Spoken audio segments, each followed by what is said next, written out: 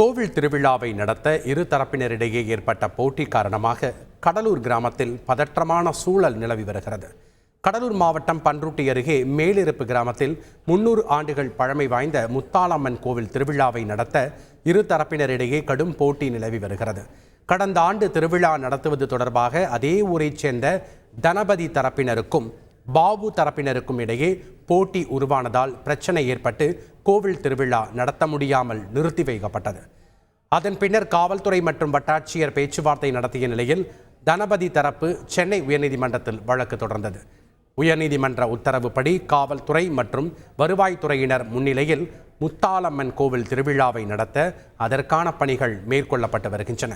பாபு தரப்பைச் சேர்ந்த 100க்கும் மேற்பட்டோர் கையில் கருப்பு கொடி ஏந்தியும் வீடுகளில் கருப்பு கொடி கட்டியும் எதிர்ப்பு தெரிவித்ததால் பரபரப்பு ஏற்பட்டது. போலீசார் பாதுகாப்பு பணிக்காக குவிக்கப்பட்டுள்ளனர். செய்திகளை உடனுக்குடன் தெரிந்து கொள்ள உடனே சப்ஸ்கிரைப் பண்ணுங்க.